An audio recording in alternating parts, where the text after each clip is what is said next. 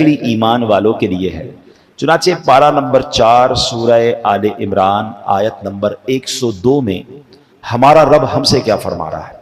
یا ایھا الذین آمنوا اتقوا اللہ حق تقاتہ ولا تموتن الا وانتم مسلمون۔ بڑی شارٹ مختصر آیت مگر خوبصورت پیغام۔ ارشاد ہوتا ہے، اے ایمان والو اللہ سے ڈرو جیسا اس سے ڈرنے کا حق ہے۔ ڈرنے کی بات بھی کی مگر اس کے ساتھ یہ بھی سمجھایا کیسا ڈرنا ہے کہ جیسا اس سے ڈرنے کا حق ہے، اور ضرور تمہیں موت صرف اسلام کی حالت میں آئے۔ بڑی کمال کی بات ہوئی، اپنے آپ سے ڈرنے کا بھی رب فرما رہا ہے کیسا ڈرنا ہے جیسا اس کا حق ہے، اور پھر یہ بھی فرمایا کہ بغیر مسلمان نہ مر جانا، ایمان سلامت لے کر دنیا سے جانا۔ یعنی اس ایک آیت میں سبحان اللہ تقوی کا بھی بیان ہے، اللہ سے ڈرنے کا بھی بیان، اور ساتھ ایمان سلامت لے کر دنیا سے جانا ہے۔ اس کا مطلب ساری زندگی بھی اپنے ایمان کو سنبھالنا ہے، مرتے وقت بھی سنبھالنا ہے، اور انشاءاللہ قبر میں بھی لے کے جانا ہے۔ اب ذرا دو باتیں سمجھنی ہے کہ تقوی کس کو کہتے ہیں۔ اللہ سے ایسے ڈرو جیسا ڈرنے کا حق ہے، اس آیت میں یہ فرمایا حق کا تقاتہ، جیسا ڈرنے کا حق ہے۔ اس سے مراد یہ ہے کہ بقدر طاقت اللہ سے ڈرو، اور اس کی تفسیر ایک اور آیت میں ہو جاتی ہے۔ اللہ ایک اور جگہ ارشاد فرماتا ہے فاتقوا اللہ ما استطعتم، تو اللہ سے ڈرو جہاں تک تم سے ہو سکے، اور پھر دوسری بات اسلام پر ہی تمہیں موت آئے۔ تو اب تقوی کا پہلے معنی سمجھ لیں۔ بار بار لفظ تقوی ہم سنتے ہیں، حدیثوں میں بھی سنتے ہیں، قرآن میں بھی پڑھا ہوگا، دعاؤں میں بھی ہم بات کرتے ہیں کہ یا اللہ ہمیں متقی بنا دے، تقوی عطا فرما۔ تقوی کا معنی کیا کہ خدا سے ڈرنا، گناہوں سے بچنا، اور آخرت میں نقصان پہنچانے والی چیزوں سے احتراز کرنا، اپنے آپ کو سیکیور کرنا۔ اور حق کے تقوی کیا ہے؟ خدا کا ایسا ڈر ہو کہ اس کی نافرمانی سے ہمیں روک دے، اس کی نعمتوں کے لیے شکر کی طرف لے جائے، اعضاء کو گناہوں سے روک لے، ہمارے باڈی پارٹ گناہوں سے رک جائیں، دل میں حسد، کینہ، بغض، تکبر نہ آئے، بلکہ خلوت اور جلوت بھی پاک ہو جائے۔ ایک اور پرابلم بھی ہے، بعض اوقات ہم لوگوں سے ڈرتے ہیں، ہم بہت سارے گناہ اس لیے نہیں کرتے کہ کوئی دیکھ نہ لے۔ ٹھیک ہے، یہ بھی چلے ایک نعمت ہے کہ لوگوں کے خوف، ورنہ بے شرم تو ایسے بھی ہوتے جو لوگوں سے بھی نہیں ڈرتے، کہ لوگوں کے سامنے بہت ساری برائیاں کرتے میں بندہ ڈرتا ہے، رک جاتا ہے۔ لیکن مزہ یہ ہے اور اصل تقوی یہ ہے کہ میری خلوت بھی، جب مجھے دنیا میں کوئی نہ دیکھ رہا ہو، اس وقت بھی میں گناہ نہ کروں، اس وقت یہ خیال دل میں رہے کہ رب دیکھ رہا ہے۔ تقوی کی اصل تو درجہ یہ ہے نا کہ میری خلوتیں بھی پاک ہو جائیں، ایسا نہ ہو لوگوں کے سامنے نیک، نمازی، پرہیزگار، اکیلے میں سارے برے کام ہو رہے ہیں، بلکہ ایسے بھی لوگوں کے بارے میں پڑھا گیا، سنا گیا کہ لوگ سامنے ہوں تو نمازیں بھی پڑھتے ہیں، اکیلے میں نمازیں بھی نہیں پڑھتے کیونکہ وہاں کوئی نہیں دیکھ رہا۔ پھر بتاؤ نماز کس لیے پڑھ رہے تھے؟ اگر لوگوں کو ہی دکھانے کے لیے نماز پڑھنی تھی تو پھر اللہ کے لیے نماز تو نہ ہوئی نا۔ لوگوں کو دکھانے کے لیے تسبیح پڑھ رہے ہیں، لوگوں کو دکھانے کے لیے صدقہ خیرات ہو رہی ہے، اور اندر اکیلے میں جا کے کچھ بھی نہیں ہو رہا تو نہیں۔ تقوی یہ ہے کہ میری خلوتیں بھی پاک، میری جلوتیں بھی پاک، اور یہ خیال رہے کہ رب دیکھ رہا ہے۔ بہرحال میرے پیارے اسلامی بھائیوں، اب تقوی پر استقامت کیسے ملے؟ ٹھیک ہے، یہ تو قرآن نے کہہ دیا کہ اللہ سے ڈرو، اتقوا اللہ، اللہ سے ڈرو۔ اب ڈریں کیسے؟ اس کا فارمولا کیا ہے؟ تو یاد رکھیے کہ امام غزالی علیہ رحمۃ اللہ الوالی نے منہاج العابدین میں بہت خوبصورت اس کا جواب دیا۔ جو آپ نے فرمایا اس کا خلاصہ یہ ہے کہ تقوی کے لیے بنیادی بات کیا ہے؟ the basic thing for تقوی، کہ انسان اپنے نفس کی مخالفت میں اس بات کا پکا ارادہ کر لے کہ نفس کو گناہوں سے باز رکھے گا۔ غیر ضروری حلال اشیاء کا بھی بہت استعمال نہیں کرنا ہوتا، بہت زیادہ کھانا، بہت زیادہ سونا، بہت باتیں کرتے رہنا، کہتے ہیں نا قلیل الکلام قلیل الطعام قلیل المنام، آرام بھی تھوڑا، کھانا بھی تھوڑا، اور باتیں بھی تھوڑی۔ یہ متقی لوگوں کا طریقہ، اللہ کے نیک بندوں کا طریقہ ہے۔ زیادہ کھانے والا پھر زیادہ شہوتوں کی طرف جاتا ہے، زیادہ بولنے والا زیادہ غلطیاں کرتا ہے، زیادہ سونے والا پھر وہ سستی اور کاہلی کی طرف چلا جاتا ہے۔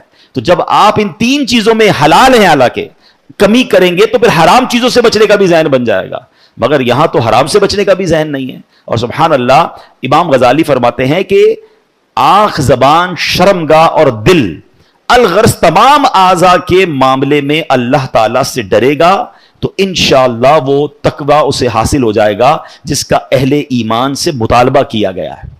قرآن مجید فرقان حمید میں ایک کچھ پارٹ آف دا باڈی جو ہے نا اس کو ڈائریکٹلی ایڈریس کیا گیا ہے۔ آنکھوں کا تقوی، ہاں یاد رکھیے یہ آنکھ ہے نا, یہ دیکھا جائے تو بہت بڑی نعمت ہے, ہم دنیا کی نعمتیں دیکھتے ہیں, مگر یہ آنکھ حلال دیکھنے کے لیے دی گئی ہے. یاد رکھیے پہلے آنکھ بہکتی ہے, پھر دل بہکتا ہے, پھر شرمگاہ بہکتی ہے, پھر انسان حرام کی طرف جاتا ہے. آنکھوں کی بدکاری کہا گیا حرام دیکھنے کو. ایک تو وہ بدکاری ہے نا جو حرام جہنم میں لے جانے والا کام, بہت برا کام, اللہ بچائے اس سے, مگر آنکھوں کو بھی بدکاری سے بچانا ہے. قرآن کہتا ہے مسلمان مردوں کو حکم دو کہ اپنی نگاہیں کچھ نیچی رکھیں اور اپنی شرمگاہوں کی حفاظت کریں, یہ ان کے لیے زیادہ پاکیزہ ہے, بے شک اللہ ان کے کاموں سے خبردار ہے. بڑا شارٹ حکم ہے, مختصر ہے, مگر خوبصورت اس کے معنی ہے. پہلے نمبر پر اس میں ادب اور بہترین تہذیب سکھائی جا رہی ہے کہ مومنین کو چاہیے کہ اپنی آنکھیں کچھ نیچی رکھیں, ادھر ادھر ہر چیز دیکھنا ہے, بے پردہ خواتین بھی دیکھنی ہے, موبائل فون پر بھی بری چیزیں دیکھنی ہیں, ٹیلی ویژن پر اور نہ جانے کیا کیا دیکھنا ہے. قرآن کہتے ہیں آنکھوں میں حیا ہونی چاہیے, نگاہیں نیچی ہونی چاہیے, اور سبحان اللہ اس بات سے خبردار بھی کیا کہ یہ ستھرا ہے, نیکیوں کو بڑھانے والا اور زیادہ کرنے والا ہے. جو برے چیزیں دیکھتا ہے پھر اس کا دل نیکیوں میں نہیں لگ رہا ہوتا, اس کا دل پھر انہی خیالات میں گم رہتا ہے. دل پاکیزہ خیالات کیسے لائے گا جب آنکھیں پاک ہوں گی؟ آنکھیں غلط دیکھ رہی ہیں, کان غلط سن رہے ہیں, تو پھر دل و دماغ میں بھی وہی چل رہا ہوتا ہے. اگر آپ چاہتے ہیں کہ میرے دل و دماغ میں, مثال دیتا ہوں, اس کو آپ ایگزامپل کے طور پہ سمجھ لیں. آپ نے کبھی کسی محفل نعت میں شرکت کی, یا کہیں آپ نے تلاوت قرآن اچھے کسی قاری صاحب سے سنی, یا آپ نے کوئی اچھا سا بیان سنا ہے, کسی پروگرام میں آپ گئے, دینی پروگرام, آج بھی آپ آئے ماشاءاللہ, تھوڑی دیر کے بعد بھی کبھی کبھی زبان پر وہی نعت آ رہی ہوتی ہے, ذہن میں وہی تلاوت گونج رہی ہوتی ہے, دل میں وہی بیان والی باتیں آ رہی ہوتی. کیوں؟ آنکھوں نے دیکھا پاک, کانوں نے سنا پاک, ٹھیک ہے نا, تو دل میں خیال کون سے آئے؟ پاکیزہ خیال. آپ کسی معاذ اللہ ایسی محفل میں گئے جہاں گانے باجے ڈول تماشے بے حیائی, اس محفل میں تو گناہ اٹھایا, مگر بعد میں بھی وہی مناظر آنکھوں میں, وہی کان میں باتیں, لوگ وہی گانے گنگنا رہے ہوتے ہیں. تو فرق ہے نا کہ ہم جو دیکھتے ہیں, جو سنتے ہیں, پھر دل میں وہ چیز قرار پکڑ لیتی ہے. تقویٰ اسی چیز کا نام ہے. قرآن کہتا ہے اپنی آنکھوں کو نیچا رکھو, اپنے دل و دماغ کو پاکیزہ رکھنا ہے. قرآن کہہ رہا ہے کہ اے ایمان والو اللہ سے ڈرو جیسا ڈرنے کا حق ہے, حرام کاموں سے اپنے آپ کو بچانا ہے. اسی طرح کانوں کا تقویٰ یہ ہے کہ کانوں کو حرام سننے سے بچائیں. پھر زبان کا تقویٰ کیا ہے کہ زبان کو حرام بولنے سے, جھوٹ, غیبت, چغلی, جناب گالی گلوچ, اس قدر زبان سے گناہ کیے جاتے ہیں. یہ زبان کتنی اہم چیز ہے پتہ ہے آپ کو؟ ایک بار سرکار دو عالم علیہ الصلوۃ والسلام سے ایک صحابی نے سوال کیا, حضور آپ میرے لیے سب سے زیادہ خطرناک چیز کس کو سمجھتے ہیں؟ سب سے زیادہ کس چیز کی احتیاط کرنی چاہیے؟ حدیث کا خلاصہ عرض کر رہا ہوں. نبی پاک نے اپنی زبان کی طرف اشارہ کر کے فرمایا اسے, صبح ہوتی ہے نا, حدیث کے الفاظ ہے جس کا مضمون ہے کہ ساری باڈی پارٹس زبان سے کہتے ہیں اے زبان تو سیدھی رہے گی تو ہم بھی سیدھے رہیں گے, کیونکہ ہم تیرے تابع ہیں, اور تو ٹیڑھی چلے گی تو ہم بھی ٹیڑھے ہو جائیں گے. فار ایگزامپل کوئی بندہ اچھی باتیں کرتا ہے, میٹھی باتیں کرتا ہے, پیار سے باتیں کرتا ہے, لوگ کیا کرتے ہیں؟ اس کے ساتھ اچھی بات کرتے ہیں, اس کو تحفہ بھی دیتے ہیں, ٹھیک ہے نا. اور کوئی زبان سے گالی گلوچ کر رہا ہے, برا بھلا کہہ رہا ہے, بری باتیں کر رہا ہے, تو لڑائی ہو جاتی ہے. لڑائی ہوتی ہے تو مار کس کو پڑتی ہے؟ زبان کو یا باڈی کو؟ غلطی زبان کرتی ہے, پٹائی اعضاء کی ہوتی ہے, تو اعضاء ہی اس کو کہہ رہے ہوتے ہیں, باڈی پارٹس کہہ رہے ہوتے ہیں تیری مہربانی سیدھی چلنا ورنہ ہم ٹیڑھے ہو جائیں گے.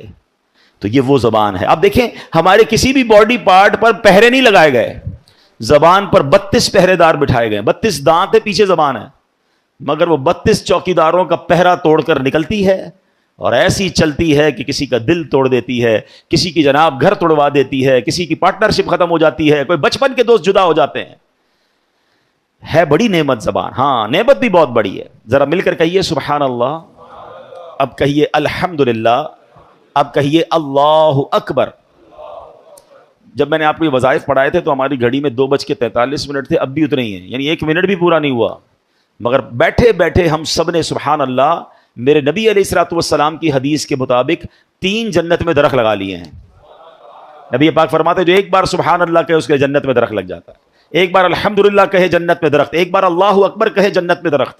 آپ درود پاک پڑھیں تو ہر درود پاک پر 10 نامہ اعمال میں نیکیاں لکھی جائیں گی, 10 گناہ معاف, 10 درجے بلند ہو رہے ہیں. زبان سے ہی نیکیاں ہیں نا, وداؤٹ اینی ایفرٹ, کوئی محنت نہیں ہو رہی, نیکیوں کا انبار لگی جا رہا ہے. کلمہ پاک پڑھیں, حدیث پاک میں آتا ہے افضل الذکر لا الہ الا اللہ, پڑھتا جائے بندہ کلمہ پاک, اتنی نیکیاں میں کم. قرآن پاک پڑھیں, ہر لفظ پر نیکی مل رہی ہے, ہر حرف پر نیکی مل رہی ہے.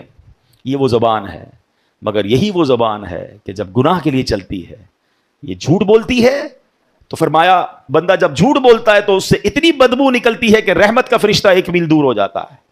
جب یہ زبان دل آزاری کرتی ہے تو گناہ کبیرہ ہو جاتا ہے۔ وہ کہتے نا تلوار کا وار وہ سہا جا سکتا ہے، وہ بعد میں ٹھیک ہو سکتا ہے، مگر زبان کا وار پھر ٹھیک نہیں ہوتا ہے، دل کرچی کرچی ہو جاتا ہے۔ خدا را زبان کا تقوی یہ ہے کہ اس کو حرام سے بچائیں۔ یہ زبان جنت میں بھی آپ کو لے جا سکتی ہے، یہی زبان جہنم میں لے جا سکتی ہے۔ اور آگے کیا فرمایا؟ مت مرنا مگر مسلمان۔ کیا کہا؟ اے ایمان والو ولا تموتن الا وانتم مسلمون۔ مرنا نہیں، مرنا ہے تو پھر مسلمان مرنا ہے، ایمان کے ساتھ دنیا سے جانا ہے۔ سبحان اللہ، قرآن سمجھا رہا ہے کہ ایمان کی فکر کرو، ایمان سلامت لے کے جانا۔ اچھا یہاں بھی زبان کا بڑا کردار ہے۔ آپ کو پتا ہے کہ ایمان بھی زبان کی بے احتیاطی سے جا سکتا ہے۔ ہاں دیکھیں نا، کوئی 70 سال تک غیر مسلم رہے، اللہ کو نہ مانے، اس کے نبی کو نہ مانے معاذ اللہ، اور اس کے بعد صدق کے دل سے ایک بار کلمہ پاک پڑھ لے، زبان سے ہی پڑھے گا نا، لا الہ الا اللہ محمد الرسول اللہ صلی اللہ تعالی علیہ وسلم، تو کیا ہوگا؟ وہ کفر سے نکل کر مسلمان ایمان میں داخل ہو جائے گا اور اس کے پچھلے سارے گناہ معاف ہو جائیں گے۔ ہاں جب بندہ کلمہ پڑھتا ہے نا، کوئی مسلمان ہوتا ہے، کوئی ایسا مجھے سن رہا ہے جو اسلام قبول نہیں کیا، اس نے اسلام قبول کیجئے، یہ ایسی نعمت ہے کہ جیسے ہی آپ اسلام قبول کریں گے پچھلے سارے گناہ معاف ہو جائیں گے۔ یہ ہے زبان۔ لیکن اے مسلمانوں، اس کا بے دریغ استعمال نہ کریں، بے خوف استعمال نہ کریں کہ اگر زبان سے کوئی ایسا کلمہ جاری ہوا جو کلمہ کفر ہوگا تو پھر یہ بھی ہو سکتا ہے کہ بندہ بے شک 70 سال مسلمان رہا، اگر ایسا جملہ نکل گیا جس سے رب ناراض ہو گیا اور وہ کلمہ کفر ہوا تو پھر بندہ ایمان سے بھی ہاتھ دھو بیٹھ سکتا ہے، اس کا خاتمہ ایمان پہ نہیں ہوگا۔ بڑے بڑے اولیاء کرام، بڑے بڑے علماء، بڑے بڑے صحابہ لرزتے تھے ایمان کی سلامتی کے لیے۔ خود نبی پاک علیہ الصلوۃ والسلام کی بڑی مشہور دعا ہے، آقا پتہ ہے کیا دعا فرماتے؟ یا مقلب القلوب ثبت قلبی علی دینک، اے دلوں کو پھیرنے والے میرے دل کو اپنے دین پر ثابت قدمی عطا فرما۔ کون دعا کر رہا ہے؟ وہ آقا جس کے صدقے ہمیں ایمان ملا ہے۔ یہ میری اور آپ کی تربیت کے لیے ہے نا کہ ہم بھی یہ دعا کریں کہ اللہ ہمارا ایمان سلامت رکھیو، دل پھر نہ جائے۔ مجھے فکر ہے، آپ کو فکر ہے، ہم نے کبھی دعائیں کی کہ یا اللہ میرا ایمان سلامت رکھیو؟ کچھ لوگوں کو تو یہ امیجنیشن ہی نہیں ہے کہ ایمان چھن بھی سکتا ہے۔ قرآن کیوں کہہ رہا ہے کہ مت مرنا مگر مسلمان، ولا تموتن الا وانتم مسلمون؟ اس کا مطلب we have to careful about our ایمان، ہمیں اپنے ایمان کی فکر کرنی ہے۔ اور ایمان کون چھیننے کی کوشش کر رہا ہے؟ یہ بھی یاد رکھیے گا، شیطان مردود ہوا ہے نا اللہ کی بارگاہ سے، وہ جہنم میں جانا ہے اس کو، تو وہ یہ چاہتا ہے میں اکیلا کیوں جاؤں، میں ان کو بھی لے کر جاؤں۔ تو اب کیا پلانز ہے شیطان کے؟ ہمیں پتہ ہی نہیں ہے، ہم سوچتے بھی نہیں ہیں، پوچھتے بھی نہیں ہیں۔ شیطان نے بڑے جھال بہکے ہوئے ہیں، شیطان نے بڑے جس کو کہتے ہیں نا اٹیک کیے ہوئے مسلمانوں پر۔ اب وہ کیا کرتا ہے؟ کامیڈی کے ذریعے، چٹکلوں کے ذریعے، لطیفوں کے ذریعے۔ آپ دیکھیں کامیڈی شو میں کیا ہو رہا ہوتا ہے، کبھی جناب اللہ کا مذاق، کبھی فرشتوں کا مذاق، کبھی جنت دوزخ کا مذاق ہے معاذ اللہ۔ تو یہ وہ انداز ہے کہ آپ کو پتہ بھی نہیں چلے گا اور آپ ہنس رہے ہیں، کھیل رہے ہیں، وہی باتیں ریپیٹ کر رہے ہیں اور ایمان سے ہاتھ، کیونکہ ہم مسلمان ہیں، ہماری کوئی باؤنڈری ہے، ہم کچھ باتیں نہیں کر سکتے۔ ہم اللہ معاذ اللہ رسول یا اللہ کی کتابوں یا فرشتوں جنت دوزخ کا کوئی مذاق اڑائے گا تو کیسے مسلمان رہے گا؟ یہ ہمارے بیسک عقائد ہیں۔ لیکن اس کی تعلیم ہونی چاہیے کہ میں کہاں تک بول سکتا ہوں، کہاں مجھے احتیاط کرنی ہے۔ آپ نے سنا ہوگا دعوت اسلامی کے ماحول میں مدنی چینل پر ایک بڑا خوبصورت نعرہ لگایا جاتا ہے، پہلے تولو بعد میں بولو۔ یہ بولنے سے پہلے احتیاط تو کرو یار، ہیں؟ اچھا دنیا میں بھی اصول ہوتا ہے، آپ کسی ملک میں ہر ادارے کے بارے میں بات نہیں کر سکتے، ہر شخصیت کے بارے میں بات نہیں کر سکتے، آپ پر کیس بن جاتا ہے کہ بھائی آپ نے اس کے بارے میں کیسے بات کی، آپ کو اختیار ہی نہیں ہے۔ تو جب ممالک کے کچھ شخصیات یا کچھ اداروں پر بات کرنا منع ہو سکتا ہے تو ہم نے ایمان قبول کیا ہے تو اللہ پر، اللہ کے رسولوں پر، فرشتوں پر، اور جو بھی ہمارے بیسکس ہیں ہم اس پر بات نہیں کر سکتے۔ معاذ اللہ اس کے اگینسٹ یا اس کی مذاق یا اس کی توہین کی بات نہیں ہو سکتی۔ شیطان نے ایک اور کیا وار کیا مسلمانوں پر؟ گانے، فلمی گانوں میں کفریہ باتیں ڈال دی ہیں۔ کبھی کہہ رہا ہے سجدہ کرنا ہے، پوجا کرنی، پتہ نہیں کیا کیا فلمی گانے ایسے آ گئے، بتاتے ہیں لوگ تو اس کے اندر، اور بچے گا رہے ہیں، نوجوان لڑکے لڑکیاں مزے لے کے گا رہے ہیں، سن رہے ہیں ان گانوں کو۔ معاذ اللہ، یہی تو شیطان کی ٹریپ ہے، کسی طرح مسلمان ایسی بات کہے کہ وہ ایمان سے خارج ہو جائے۔ اچھا یہ تو چلے کہنا ہے نا، اب تو باقاعدہ سوشل میڈیا پر اور پھر جناب میڈیا پر آ کر کچھ لوگ اسلام کی انٹرپریٹیشن ہی ایسی کر رہے ہیں, قرآن و حدیث ہی ایسے بیان کر رہے ہیں کہ لوگ جناب ان کی باتیں سن سن کر پریشان بھی ہو رہے ہیں, فالو بھی کر رہے ہیں. ایسے بھی لوگ آگے جو اللہ سے دور, نبیوں سے دور, اولیاء صحابہ سے دور کرنے کی باتیں کر رہے ہیں. کہتے ہیں کیا ضرورت ہے علماء کرام کی, کیا ضرورت ہے اولیاء کرام کی باتیں سننے کی. اے پاک و ہند والوں, مجھے ایک بات بتاؤ, ہم تک ایمان پہنچا کیسے ہے؟ یہ احسان ہے صحابہ کرام کا, پھر اولیاء کرام کا جو یہاں آئے اور جنہوں نے ہم سب کو مسلمان کیا, اور جناب آج کروڑوں مسلمان ہیں, اور وہ کہتے ہیں ان کی بات ہی نہ سنو, ان سے فائدہ ہی کوئی نہیں ہوتا, اور لوگ سن رہے ہیں ان کو. طریقہ کیا ہے؟ طریقہ واردات سمجھو. پہلے کسی طرح امت کو علماء کرام سے بدزن کر کے دور کر دیا جائے کہ یہ مسجدوں میں جا کر کوئی بیان نہ سنے, کسی عالم دین کی بات نہ سنے, پہلے اس سے دور ہو جائیں. پھر یہ اولیاء کرام کا احسان ماننا چھوڑ دیں, پھر یہ صحابہ کرام سے دور ہو جائیں, آہستہ آہستہ اسلام سے ہی دور ہو جائیں. آہستہ آہستہ کاٹا جاتا ہے نا رسی کو. یہ پلان ہے, یہ سمجھیے گا, یہ باقاعدہ یوں سمجھیے شیطان نے پلانٹ کیے ہوئے لوگ. لیکن ہمیں بھی شوق ہے سب کی سننی ہے, نہ کرے ایسا. سننی اس کی ہے جس نے اللہ رسول کی سنی ہے, جس کے دل میں عشق رسول ہے, جس کا ایمان مضبوط ہے, جو کوالیفائڈ عالم دین یا مفتیان کرام ہے. بھائی ہم اپنی بلڈنگ جو ہے کسی موچی سے تو نہیں بنواتے نا, بلڈر سے بنواتے ہیں. ہم اپنا علاج کسی کسائی سے نہیں, ڈاکٹر سے کرواتے ہیں, جس کا جو کام کا ایکسپرٹ اس سے کرواتے ہیں. تو دین سیکھنا ہے تو جو دین سکھانے میں ایکسپرٹ ہیں, جنہوں نے یہ علم حاصل کیا ہے, ان سے سیکھیں اور اپنے ایمان کی فکر کیجئے. ورنہ بہت طریقوں سے ایمان, معاذ اللہ کئی ملکوں کے ویزا لینے کے لیے, کہنے میں مزہ نہیں آ رہا مگر چونکہ یہ بات بتانی ہوتی ہے کہ باقاعدہ ان ملکوں کے ویزا کے لیے لکھ دیتے ہیں معاذ اللہ کہ میں قادیانی ہوں, کہ پتہ چلا ویزا مل جائے گا. اپنا ایمان بیچ دیا. مرنا نہیں ہے, قیامت کے دن نبی پاک کو منہ نہیں دکھانا. کیا ختم نبوت پر تمہارا عقیدہ نہیں ہے؟ یاد رکھیے ایمان اتنی نازک چیز ہے کہ اگر کوئی یہ ارادہ کرے نا کہ میں کافر ہو جاؤں گا, وہ بے شک ہو نہ ہو وہ ہو جائے گا, اس کو پھر کلمہ پڑھنا پڑے گا, پھر تجدید ایمان کرنا پڑے گا. یہ تصور بھی نہیں کر سکتے ہم. دعا کرو کہ اللہ کبھی ایک سیکنڈ کے کروڑویں حصے کے لیے بھی ہمارا ایمان ہم سے جدا نہ ہو, اور ہم ایمان سلامت لے کر اپنی قبر میں جائیں. کیونکہ یاد رکھیے گا ایمان پاسپورٹ کی حیثیت رکھتا ہے. اگر آپ کے پاس ایمان ہی نہیں نا تو ساری نمازیں, روزے, حج, عمرے, سخاوتیں, زکات سب زیرو ہو جائے گا. اگر ایمان ہے تو پھر انشاءاللہ آگے سارے معاملات آسان ہو جائیں گے. قرآن کہہ رہا ہے نا, میں نے آج آپ کو قرآن کی آیت پڑھ کے سنائی ہے, کیا ایمان والو نہیں مرنا مگر مسلمان, یعنی اپنا ایمان سلامت لے کر جانا ہے. تو آج قرآن پاک کی ان مبارک آیتوں میں ہمیں دو میسج ملے ہیں کہ اللہ سے ڈرنا ہے جیسا ڈرنے کا حق ہے, اور اپنا ایمان سلامت رکھنے کی فکر کرنی ہے. اور یہ اس کو آرڈنری نہ لیں. میں نے آپ کو ولیوں کے واقعات سنائے نا, ایک آخری حدیث سنا دیتا ہوں. سرکار دو عالم علیہ السلام فرماتے ہیں, جس کا مضمون ہے کہ اولاد آدم 4 کیٹیگریز پر پیدا کی گئی ہے. کچھ لوگ مسلمان گھرانے میں پیدا ہوئے, مسلمانوں والی زندگی گزاری, اور ان کا انتقال بھی اسلام پر ہوتا ہے. ہم اللہ سے دعا کرتے ہیں یا اللہ ہمیں اس کیٹیگری میں شامل رکھنا, کیونکہ اللہ نے ہمیں مسلمان ماں باپ عطا کیے, مسلمان گھرانے میں پیدا ہوئے, لائف بھی مسلمانوں والی گزر رہی ہے. اللہ ایمان والی موت نصیب فرمائے. نبی پاک فرماتے ہیں دوسری کیٹیگری وہ ہے کہ کچھ لوگ غیر مسلموں کے گھر میں پیدا ہوتے ہیں, ساری زندگی کفر والی گزارتے ہیں, اور ان کا جو مرتے بھی ہیں تو وہ بے ایمانی پر, کفر پر مرتے ہیں. ایسے کروڑوں اربوں لوگ ہیں دنیا میں جو مختلف مذاہب پر زندگی گزارتے ہیں, اسی میں مر جاتے ہیں. تیسری کیٹیگری نبی پاک نے فرمایا کچھ لوگ وہ ہوتے ہیں جو کفر گھرانے میں پیدا ہوتے ہیں, غیر مسلموں کے یہاں پیدا ہوتے ہیں, کفر والی زندگی گزارتے ہیں, مگر ان کا خاتمہ ایمان پر ہوتا ہے. اور یہ ہو رہا ہے دنیا میں, بڑی تیزی سے اسلام پھیل رہا ہے. تو یہ وہی لوگ ہیں نا جو غیر مسلم تھے, مسلمان ہوئے, اور انشاءاللہ اسلام پر ان کا خاتمہ ہوگا. بڑی اچھی بات ہے. مگر چوتھی کیٹیگری جو نبی پاک نے فرمائی نا, وہ بڑی ڈرنے والی ہے, سمجھنے والی ہے. آقا علیہ الصلوۃ والسلام فرماتے کچھ لوگ وہ ہوتے ہیں جو مسلمان گھرانے میں پیدا ہوتے ہیں, اسلام والی زندگی گزارتے ہیں, مگر ان کا خاتمہ کفر پر ہوتا ہے. یہ سمجھنا بہت ضروری ہے کہ ہمیں اس بات کی ٹینشن, فکر لینی ہے, دعائیں کرنی ہے, بری صحبتوں سے بچنا ہے. اچھا صرف ایسا نہیں ہے کہ یہ کفریاں باتیں کہنے سے ہی ایمان چلا جا سکتا ہے, اور بھی بہت سارے اسباب لکھے علماء نے. ایک اور سبب یہ لکھا, بری گیدرنگز, برے دوست, بری صحبتیں, گناہوں کی عادتیں. روز گناہ کر رہا ہے, روز گناہ کر رہا ہے.